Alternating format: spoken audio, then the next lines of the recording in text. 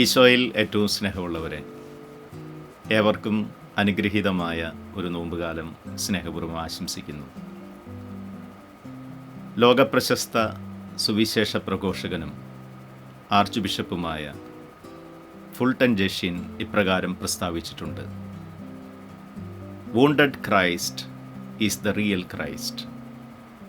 Wounded church is the real church. Wounded Christian is the real Christian. മുറിവേറ്റ ക്രിസ്തുവാണ് യഥാർത്ഥ ക്രിസ്തു. മുറിവേറ്റ സഭയാണ് യഥാർത്ഥ സഭ. മുറിവേൽപ്പിക്കപ്പെട്ട ക്രിസ്ത്യാനിയാണ് യഥാർത്ഥ ക്രിസ്ത്യാനി. ക്രൂശിതനായ രക്ഷകൻ, സഹിക്കുന്ന രക്ഷകൻ ക്രിസ്തുമതത്തിൻ്റെ മാത്രം അനന്യതയാണ്. അതുകൊണ്ടാണ് വിശുദ്ധ പൗലോസ്ലീഹ ഇപ്രകാരം പ്രസ്താവിച്ചത്: യഹൂദർക്ക് ഇടർച്ചയും വിജാതിയർക്ക് ഭോഷത്വവുമായ ക്രൂശിതനായ മിശിഹായെയാണ് ഞങ്ങൾ പ്രസംഗിക്കുന്നത് എന്ന്.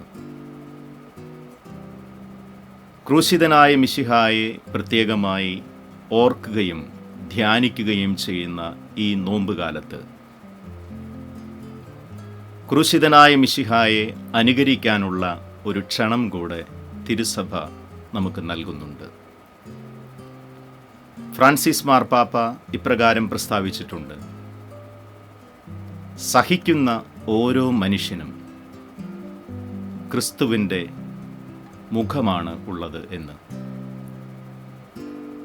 ക്രൂശിതനായ മിശിഹായെപ്പോലെ സഹിക്കുന്ന, കുരിശിലേറ്റപ്പെടുന്ന, മുഖം വികൃതമാക്കപ്പെടുന്ന ധാരാളം മനുഷ്യർ ഇന്ന് ഈ ലോകത്തുണ്ട്.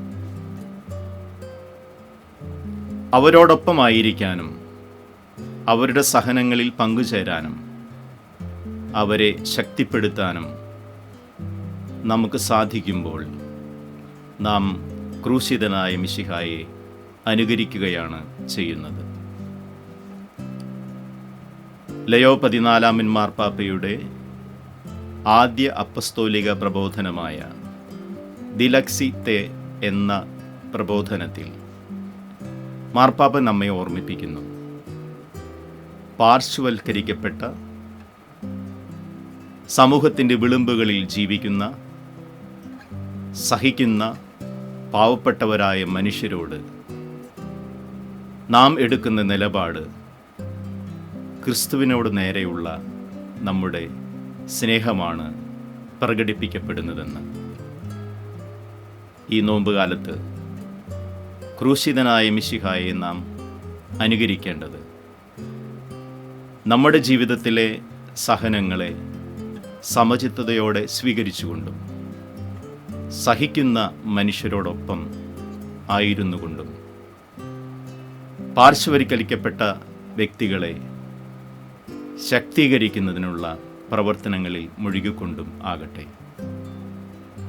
എല്ലാവർക്കും അനുഗ്രഹീതമായ ഒരു വിശുദ്ധ വാരാചരണം ആശംസിക്കുകയും പ്രാർത്ഥിക്കുകയും ചെയ്യുന്നു.